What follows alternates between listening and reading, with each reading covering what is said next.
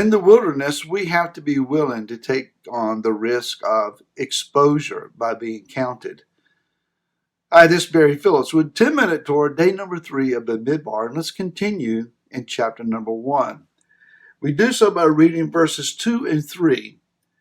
Take a census of all the congregation of the children of Israel by their clans, by their fathers' houses, according to the number of names, every male, head by head, from 20 years old and above, everyone going out to the army of Israel.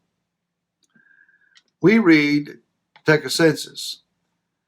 The word in Hebrew is naso rosh, rosh being head, naso counting or raising up, elevating.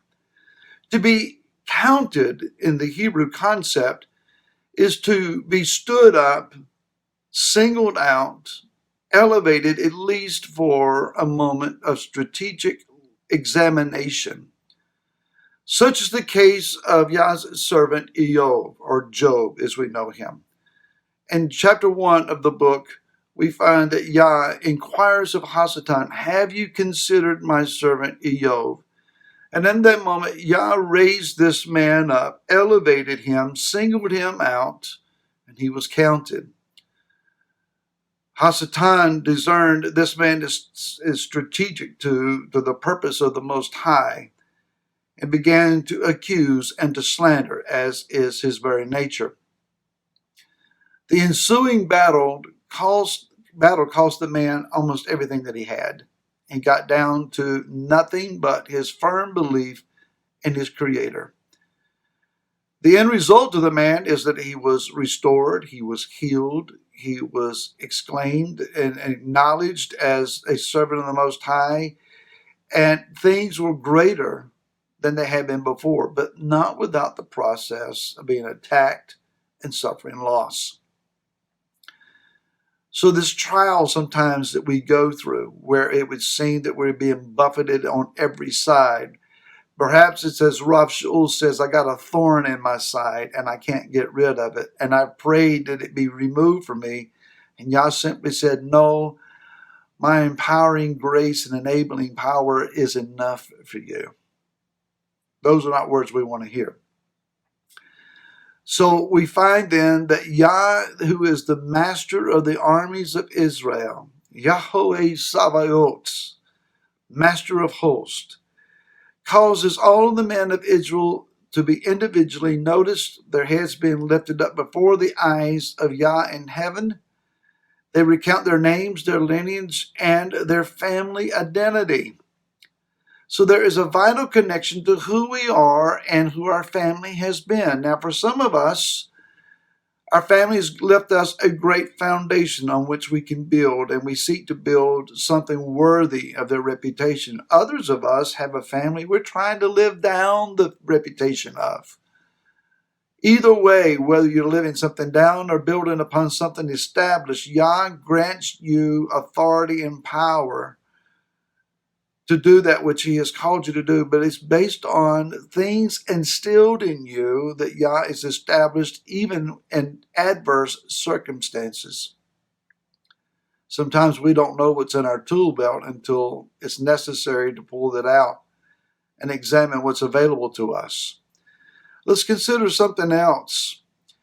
You and I oftentimes don't know who we are. My friend Mike Clayton has been preaching this idea of needing to know our identity and our destiny for months and months. Go to his website, jointohashem.org, and look these things up. You need to listen to him. Beyond that, let's also understand that for the most part, the body of Messiah does not know who they are. We don't know who we are. Those of us that have come out believing that the Father has called us to return to the commands, to take on a Hebraic understanding of things and read the scriptures from the original intention, we don't know who we are. Some of us, we only know that we are the disenchanted, disillusioned former members of a church or a denomination. Years ago, the Father spoke to me and said, son, your anger has taken you as far as you can go. To go any further, you need to find some joy.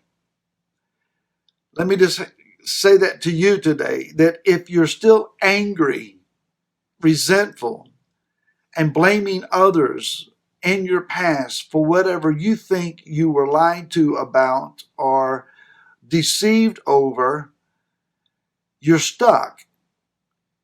Your anger will only take you to a certain point, and after that, if you don't get over your anger, you will never proceed, you will never mature, you'll never gain any further ground. You must learn to find the joy of your calling, your identity, and your purpose before you can take another step.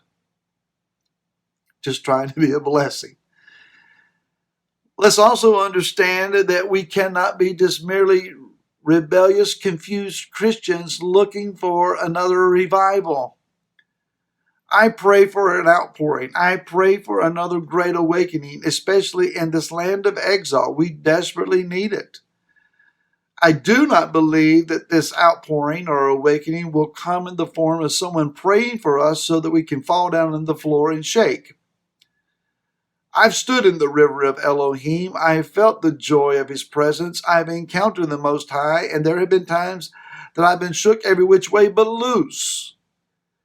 But if we get up from the floor and we're not changed, nothing really happened other than a moment of excitement. Thank you, Father, for your river. Thank you, Father, for your joy. And I've tasted it even recently. But that's not what we're looking for. I believe that Yah is calling his people to become the army of Elohim, the army of the people of Israel. An army who wins their battles, not standing shoulder to shoulder with placards and megaphones, but on their knees, surrendering to the Most High, until the vision of Ezekiel 37 comes to pass, where he stands us up on our feet and fills us with the Ruach HaKodesh and calls us the army of Yah.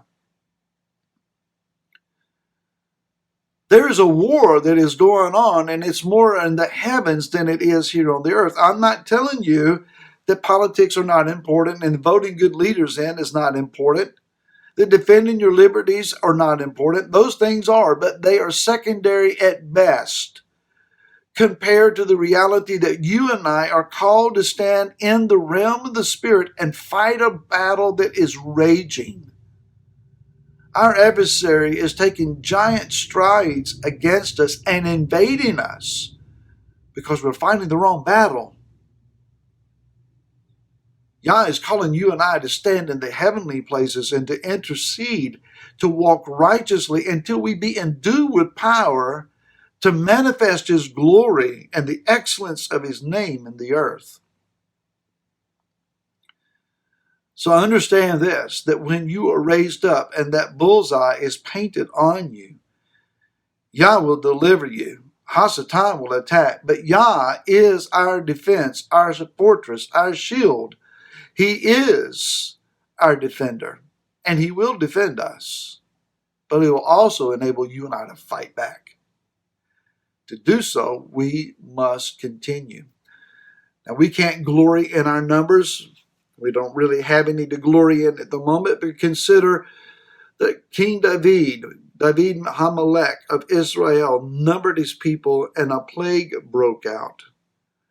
Counting without atonement brings on a plague. 70,000 men died before atonement could be accomplished. Let us also remember that of these men that were counted, there were 603,550. Two made it in. Of these over 600,000 men, there were men that were of names of renown. They were valiant. They had well-intentioned hearts. They saw the Shekinah of Yahweh. They saw the fire of Elohim. They heard the voice of the Creator. They had Moshe and Aaron as their teachers. They ate bread from heaven and water from the rock, and they died and were buried in the wilderness. 603,548 men died short of what their identity offered them. I do not want to join their number. May Yah enable you and I to be counted, identified, and seize our destiny. We'll talk more about these things tomorrow. And until then, shalom.